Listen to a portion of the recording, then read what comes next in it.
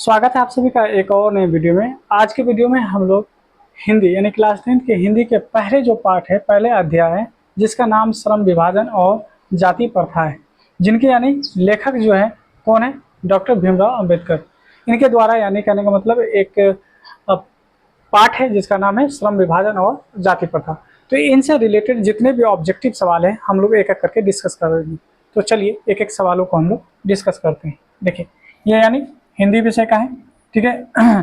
जो संस्कृत रखते हैं उनके साथ यानी हिंदी आता है, उनके लिए है। ये पहला यानी का अध्याय है जिसका नाम है श्रम विभाजन और जाति प्रथा, और इनके लेखक कौन है, डॉक्टर भीमराव अंबेडकर, यानी बाबा भीमराव अंबेडकर है। चलिए आइए एक एक करके हम लोग सवालों को यानी हम लोग हल करते हैं। आइए पहला सवाल देखिए। क्या आपको ये दिख रहा है? पहला सवाल दिख रहा है? आइए इसको थोड़ा सा हम नीचे करते हैं, है ना। उम्मीद था आपको दिख रहा होगा, ठीक है। नहीं दिख रहा है?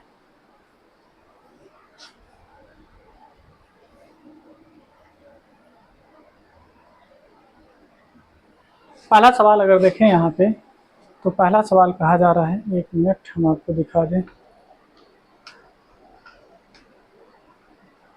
पहला सवाल देखिए, पहला सवाल क्या कर रहा है कि श्रम विभाजन डॉक्टर भीमराव अंबेडकर, है ना, क्या कर रहा है, श्रम विभाजन के जो लेखक है डॉक्टर भीमराव अंबेडकर का जन्म कहाँ हुआ था। यानी श्रम विभाजन और जाति प्रथा के जो लेखक है डॉक्टर भीमराव अंबेडकर, इनका जन्म कब हुआ था। तो इनका जन्म कब हुआ था ये हम आपको बता दें। इसका जन्म हुआ था 14 अप्रैल 1900 कहने का मतलब 91 में, यानी 14 अप्रैल, है ना, 14 अप्रैल 1991, ठीक है। अप्रैल 1891, क्या है, 1891 को हुआ था, ठीक है। यानी 14 अप्रैल है ना 1891 को इनका जन्म हुआ था। चलिए अब दूसरे सवाल पे हम लोग आते हैं, जो कि दूसरा सवाल आपके सामने है, ठीक है। दूसरा सवाल हम लोग के सामने है। आइए दूसरे सवाल को भी हम लोग, इसका भी आंसर हम लोग जानने की प्रयास करते हैं, ठीक है। देखिए दूसरा सवाल, ठीक है। दूसरा सवाल देखिए क्या कर रहा है, करा है कि श्रम विभाजन और जाति प्रथा, क्या है, श्रम विभाजन और जाति प्रथा, श्रम विभाजन और जाति प्रथा पाठक बाबा साहब के किस यानी भाषण का संपादित यानी अंश है। देखिए कहने का मतलब क्या है कि 1936 में, है ना, 1936 में, कब, 1936 में लाहौर में, कहाँ, लाहौर में, लाहौर, ठीक है, लाहौर में इनका एक भाषण था। उसी भाषण का यानी ये जो श्रम विभाजन और जाति प्रथा है उन्हीं का एक अंश है। तो इस भाषण का यानी कहने का मतलब जो है ये पूछा जा रहा है कि ये कौन से भाषण का ये संपादित क्या है, अंश है। तो इस भाषण का नाम था एनिहिलेशन ऑफ कास्ट, यानी ये 1936 में कहाँ दिए थे, तो ये दिए थे आप लाहौर में, और इसका नाम क्या था, एनिहिलेशन ऑफ कास्ट, यानी एनिहिलेशन ऑफ कास्ट के ही यानी छोटे से यानी अंश है जिसका नाम है श्रम विभाजन और जाति प्रथा, ठीक है, श्रम विभाजन और जाति प्रथा। आइए सवाल नंबर 3, सवाल नंबर 3 में देखेंगे तो यहाँ पे कहा जा रहा है ना, यहाँ पे अगर देखें तो कहा जा रहा है कि डॉक्टर, है ना, डॉक्टर अंबेडकर की दृष्टि में भाईचारे का वास्तविक रूप, ठीक है, कैसा होता है। यहाँ पे पहला ऑप्शन अगर देखेंगे तो यहाँ पे कह रहा है कि, है ना, तिल और तंदूल के है ना मिश्रण की तरह, फिर आगे कह रहा है पानी और नमक के मिश्रण की तरह, तीसरा देखेंगे तो कह रहा है दूध शक्कर के मिश्रण की तरह, और आगे कहा जा रहा है कि दूध और पानी के, है ना, मिश्रण की तरह। तो बाबा आम्बेडकर साहब क्या उनके दृष्टि में जो थे कि भाईचारा का जो यानी वास्तविक यानी रूप होता है वो होता है दूध और पानी के जैसे, यानी दूध और पानी को जैसे मिला देंगे आपस में, है ना, तो एक दूसरे में घुल और मिल जाना चाहिए, इसी तरीके से भाईचारा भी होना चाहिए। तो इसका सही आंसर ऑप्शन जो है डी हो जाएगा, यानी ऑप्शन नंबर डी सही हो जाएगा। आइए सवाल नंबर 3 के बाद 4 पे, सवाल नंबर 4 अगर देखेंगे तो यहाँ पे कहा जा रहा है कि श्रम विभाजन और जाति प्रथा के लेखक हैं। तो श्रम विभाजन और जाति, है ना, प्रथा के जो लेखक है गुणाकर मूल्य है या महात्मा गांधी है या, है ना, है ना, विलास शर्मा है या भीमराव अंबेडकर है। तो अभी जस्ट बताए थे इनके जो यानी लेखक है वो कौन है ना, डॉक्टर भीमराव अंबेडकर है, किसके, श्रम विभाजन और जाति प्रथा, याद रखेंगे, ठीक है। आइए सवाल नंबर यानी 5 पे, सवाल नंबर 5 देखिए क्या क्या कर रहा है। तो कह रहा है कि जाति प्रथा भारत में बेरोजगारी का एक है ना देश यानी खाली स्थान है कारण बनी हुई है। किसके कारण बनी हुई ये पूछा जा रहा है। क्या ये प्रमुख कारण है, क्या ये प्रत्यक्ष यानी कारण है, या को और खो दोनों कारण है ना, या इनमें से कोई नहीं है। तो कहा जा रहा है कि जाति प्रथा भारत में जो जाति प्रथा जो भारत में है बेरोजगारी का क्या है। तो देखिए इसमें मुख्य यानी जो है प्रमुख यानी कारण भी है, प्रत्यक्ष कारण भी है। इस तरह से ऑप्शन हमारा सी सही हो जाएगा कि प्रमुख और प्रत्यक्ष दोनों जो है हमारा मुख्य कारण है किसका, बेरोजगारी का। कहाँ, तो भारत में, है ना। किस आधार पर, जाति प्रथा के आधार पर। याद रखेंगे ऑप्शन नंबर सी आपका सही आंसर हो जाएगा, ऑप्शन नंबर सी। आइए सवाल देखते हैं, सवाल नंबर 4। सवाल नंबर 4 में देखिए क्या कर रहा है। यहाँ पे कह रहा है भीमराव अंबेडकर, है ना, भीमराव अंबेडकर, ठीक है, का जन्म कब हुआ। तो भीमराव अंबेडकर का जो जन्म था वो कब हुआ था, तो 14 अप्रैल, है ना, 1891 में। और कहाँ हुआ था, तो ये मध्य प्रदेश के महू, है ना, महू एक जगह है, कहाँ, मध्य प्रदेश में। तो मध्य प्रदेश के महू यानी गांव में इसका जन्म हुआ था, है ना, मध्य प्रदेश, प्रदेश कर लीजिए, ठीक है। कब हुआ था, 1891 में हुआ था। याद रखेंगे 1891 में हुआ था। आइए सवाल नंबर 7 देखते हैं। सवाल नंबर 7 देखेंगे तो कह रहा है यहाँ पे डैश, है ना, पैसे का दोष पूर्व निर्धारण करती है, ठीक है। आप देखिए ये प्रत्यक्ष है, लोकतंत्र है ना, लोकतंत्र है, या श्रम विभाजन है, या जाति प्रथा है। आपको बताना है कि किसके पैसे, यानी इस चारों में से कौन सा यहाँ पे आएगा जो कि आगे कर रहा है कि पैसे का दोषपूर्ण, है ना, दोषपूर्ण पूर्व निर्धारण करती है। तो ये जाति प्रथा है। तो जाति प्रथा जो है क्या करता है, जाति प्रथा जो है, जाति प्रथा पैसे को, यहाँ पे आप जाति प्रथा लिखेंगे, यानी जाति प्रथा पैसे का दोषपूर्ण पूर्व निर्धारण करती है। यानी किस जाति में आपका जन्म हुआ है उस जाति के हिसाब से आपका जो है क्या होता है, पैसे होते हैं, यानी आपका ऑक्यूपेशन होता है, आपका कारोबार होता है, उस तरह से आपको निर्धारित किया जाता है। तो ऑप्शन नंबर यहाँ पे डी हमारा सही हो जाएगा। आइए अगला सवाल, सवाल नंबर देखेंगे यहाँ पे 8 कहता है कि डॉक्टर अंबेडकर का जन्म किस राज्य में हुआ था। तो अभी जस्ट बताए थे कि इसका जो यानी जन्म हुआ था वो हुआ था मध्य प्रदेश में। कहाँ हुआ था, मध्य प्रदेश में, ठीक है, मध्य प्रदेश। इसकी राजधानी भोपाल है, ठीक है। आगे बढ़ते हैं, देखिए अगला सवाल देखिए, सवाल नंबर 9 कहता है आर्थिक पहलू से भी जाति प्रथा देश है। आर्थिक पहलू से भी जाति प्रथा देश है, क्या वो अनुकूल है, या इनमें से सभी है, या फिर कह रहा है यहाँ पे लाभदायक है या हानिकारक है। तो आपको बता दें कि आर्थिक है ना पहलू से जो जाति प्रथा है वो क्या है, हानिकारक है। क्या है, हानिकारक है। आपका आंसर डी सही हो जाएगा। आइए बढ़ते हैं सवाल नंबर 10 की तरफ। सवाल नंबर 10 देखिए क्या कर रहा है, कह रहा है यहाँ पे कि भीमराव अंबेडकर की मृत्यु कब हुई थी। ना, भीमराव अंबेडकर की जो मृत्यु हुई थी ये कब हुई थी, तो आपको बता दें भीमराव अंबेडकर की जो मृत्यु हुई थी दिसंबर 1956 ईस्वी में हुई थी। कब, दिसंबर 1956 ईस्वी, यानी ऑप्शन नंबर डी आपका सही हो जाएगा। यानी इसका जन्म कब हुआ था, तो जन्म हुआ था 14 अप्रैल, ठीक है, 14 अप्रैल कब, तो 1891 को, 1891 ईस्वी को हुआ था। याद रखेंगे। मृत्यु कब हुआ था, दिसंबर 1956 को। आइए सवाल नंबर 11 पे आए। सवाल नंबर 11 क्या कह रहा है कि है ना डॉक्टर भीमराव अंबेडकर के माता का नाम क्या था। इनकी माता का नाम क्या है, शीलाबाई थी, या भीम, है ना, भीमाबाई थी, या रानीबाई थी, या कुंतीबाई थी। तो इनके माता का जो नाम है, इनके माता का नाम है भीमाबाई। क्या, भीमाबाई। तो ऑप्शन नंबर बी आपका सही हो जाएगा, ऑप्शन नंबर बी सही हो जाएगा। आइए अगला सवाल देखिए, सवाल नंबर यानी आपका 12 कहता भीमराव अंबेडकर के चिंतन और रचनात्मकता के मुख्यतः कितने, है ना, प्रेरक व्यक्ति रहे। तो इनके कितने प्रेरक जिनसे ये इंस्पायर थे, तो 3 व्यक्ति थे, है ना। कितने व्यक्ति थे, 3 व्यक्ति थे। कौन कौन थे, तो एक थे ज्योतिबा फुले, दूसरा कौन थे, कबीर थे, और तीसरा कौन थे, ये कमेंट करके आप लोग हमको जरूर बताएंगे, क्योंकि ये आप लोग यानी पढ़ चुके हैं। तो तीसरा व्यक्ति का नाम आप बताएंगे, हम आपको 2 बता दें, ज्योतिबा फुले पहला, और दूसरा हम कबीर बताए, तीसरा कौन थे इनके बारे में आप कमेंट करके हमको जरूर बताएंगे। चलिए आइए बढ़ते हैं अगले सवाल की तरफ। सवाल नंबर अगर देखें यहाँ पे तो कहता है 13 में कि डॉक्टर भीमराव अंबेडकर के पिता का क्या नाम था। यानी माता का हम पहले देख चुके हैं, अब यहाँ पे पिताजी का नाम यानी पूछा जा रहा है। क्या है ना, किशुन यानी सकपाल है, या फिर राधे राम सकपाल है, या रामदेव सकपाल है, या रामाजी सकपाल है। यानी इसका आपको आंसर बताना है कि इनका आंसर क्या होगा, रामाजी है या राम किशुन सकपाल है। तो इसका सही आंसर हो जाएगा आपका ऑप्शन नंबर यानी डी, यानी रामजी सकपाल। रामजी सकपाल जो है इनके यानी पिताजी का नाम है। ठीक है, आइए बढ़ते हैं अगले सवाल की तरफ। सवाल नंबर देखिए यानी 14, सवाल नंबर 14, इसका जवाब फटाफट आप देंगे। इनका जवाब क्या होगा, जल्दी से आप इनका जवाब दीजिए। तो यहाँ पे देखिए सवाल नंबर यानी अगर हम 14 देखें तो यहाँ पे कहा जा रहा है कि डॉक्टर भीमराव अंबेडकर किस वर्ग के परिवार में जन्म लिए थे। तो किस यानी है ना वर्ग के समाज में यानी परिवार में ये जन्म लिए थे।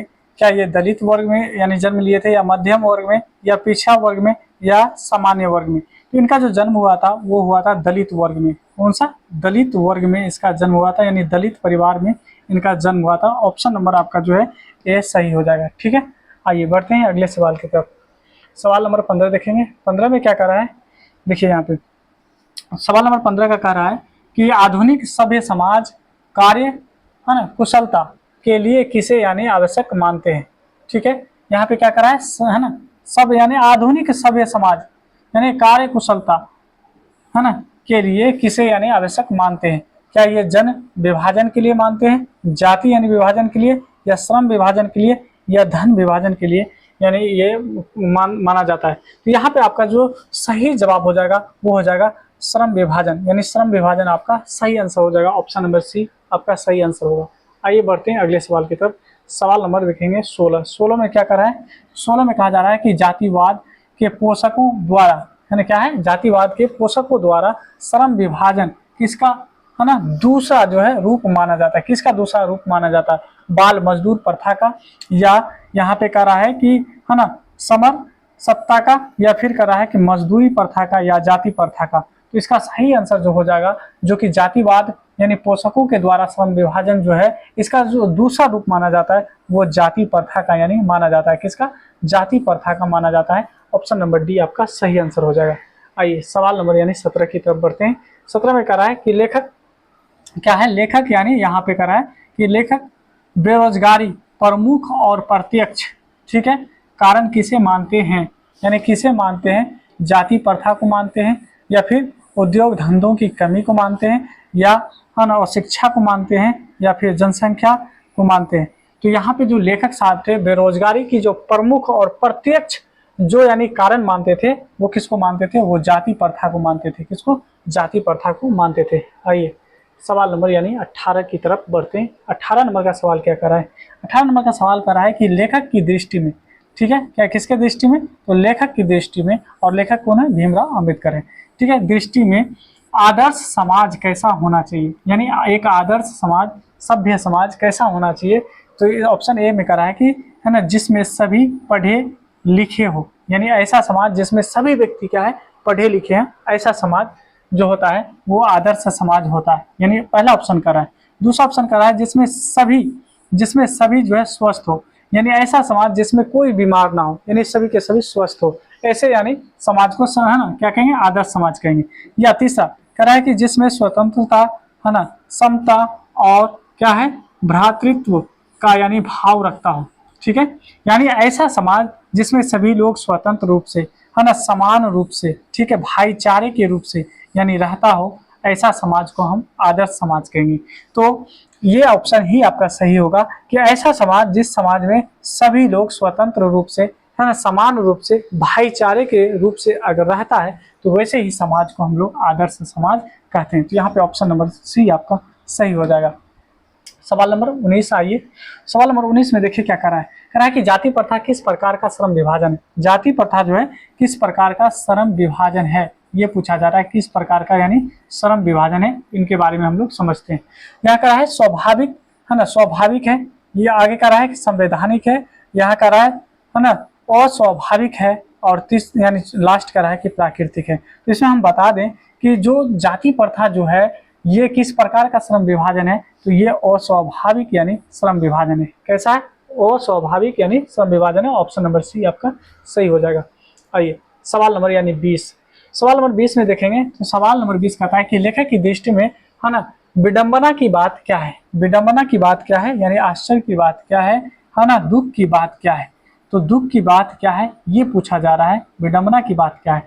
तो कह रहा है कि आर्थिक दृष्टि से जातिवाद उचित है, यानी कहने का मतलब है कि आर्थिक रूप से यानी, है ना, अमीरी और गरीबी के अगर दृष्टि से देखा जाए तो जातिवाद जो है ये उचित है, ये होना चाहिए, ऐसा ऑप्शन नंबर ए कह रहा है। ऑप्शन नंबर बी कह रहा है कि जातिवाद लोकतंत्र के विरुद्ध नहीं है, यानी लोकतंत्र में जातिवाद का होना कोई यानी विरोध की बात नहीं है, कोई यानी, है ना, बड़ी बात नहीं है, ऐसा कहा जा रहा है ऑप्शन बी में। ऑप्शन नंबर सी में देखेंगे तो कहता है जातिवाद के पोषकों की, है ना, कमी नहीं है, यानी हमारे समाज में ऐसे बहुत सारे यानी व्यक्ति हैं जो जातिवाद को, है ना, लेकर यानी चलते हैं, ठीक है, ये कहा जा रहा है। और आगे का ऑप्शन नंबर डी में कि जातिवाद के पोषक, है ना, नगण्य, है ना, क्या है, नगण्य, यानी जातिवाद करने वाले लोग बहुत कम है, ऐसा डी करा है। तो यहाँ पे जो आपका सही ऑप्शन होगा जो कि करा कि विडंबना की बात क्या है, तो हमारे समाज में जो है जातिवाद के पोषकों की जो है कमी नहीं है, इतने लोग हैं जातिवाद करने वाले जिसे आप काउंट नहीं कर सकते,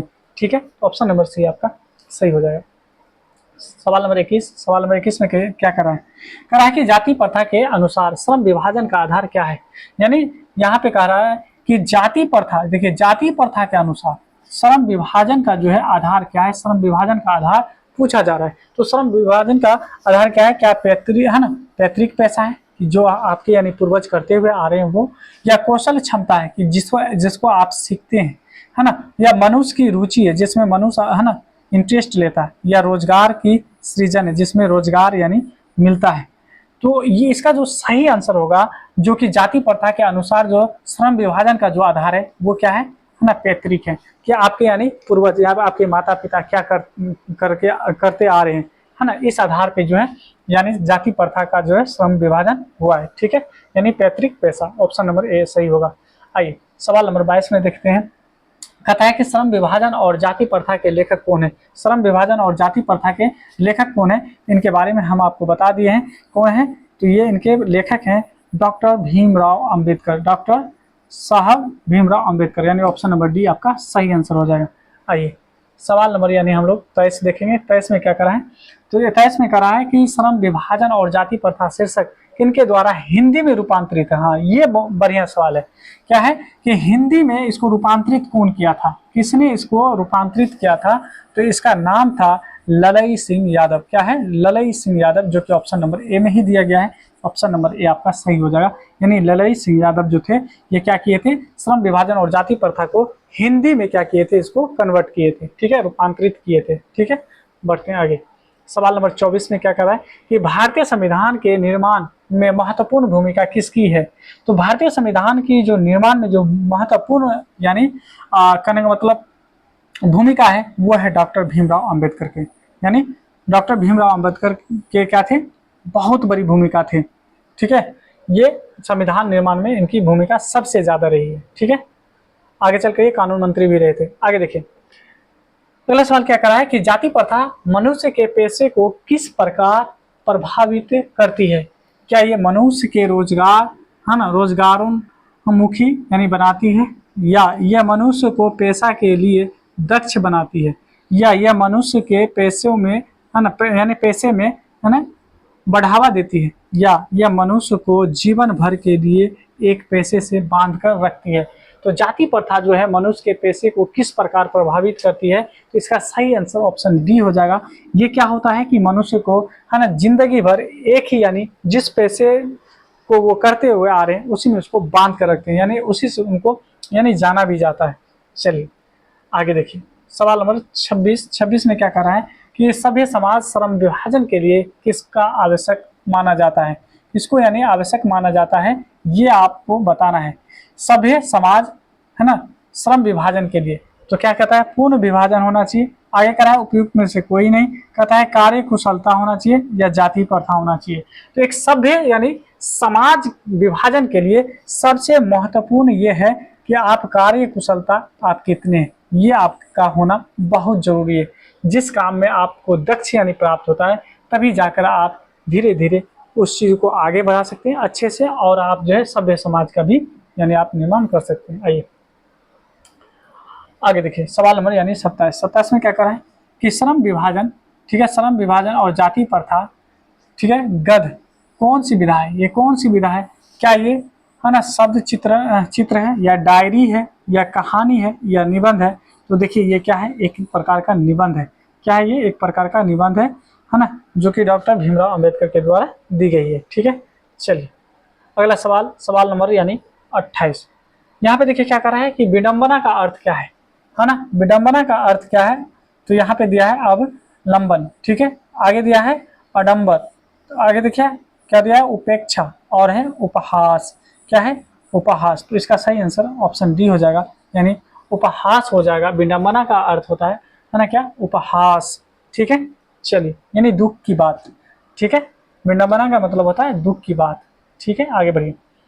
29 नंबर का सवाल है। 29 नंबर के सवाल में देखिए कहता है कि भीमराव अंबेडकर ने निम्न में किसकी रचना की थी, किसकी रचना की थी। तो देखिए अभी जस्ट हम लोग पढ़ते आ रहे हैं जाति प्रथा और श्रम विभाजन, जो कि ऑप्शन नंबर यानी ए में ही दिया है। तो आपका आंसर ऑप्शन नंबर ए सही हो जाएगा। ठीक है, और आज का आखिरी सवाल देखेंगे, यानी इस चैप्टर का आखिरी सवाल 30वां सवाल कहता है कि सच्चे लोकतंत्र का पर्याय है, यानी सच्चे लोकतंत्र का अर्थ क्या है, मतलब क्या है, ये पूछा जा रहा है। यानी इसका पर्याय क्या है, इसका अर्थ क्या है, ये पूछा जा रहा है। कहता है भाईचारा, दूसरा करा है कानून व्यवस्था, तीसरा करा है जाति प्रथा और आगे करा है यहाँ पे है ना सुशासन। क्या है सच्चे लोकतंत्र का मतलब क्या होता है, ये आपको option A B C D में दिया गया है। इसका जवाब आप कमेंट बॉक्स में जरूर लिखेंगे और आप इसका जवाब जरूर देंगे। तो उम्मीद करते हैं कि जितने भी सवाल आपको बताएं आप सभी सवालों को आसानी से समझे होंगे और सभी को आप याद कर लें, क्योंकि आपके एग्जाम में ऐसे सवाल आते रहते हैं। चलिए मिलते हैं आप नए वीडियो में नए यानी टॉपिक के साथ। तब तक आप हमारे चैनल को सब्सक्राइब कर जरूर रखेंगे और दोस्तों में भी शेयर करेंगे। मिलते हैं नेक्स्ट वीडियो में।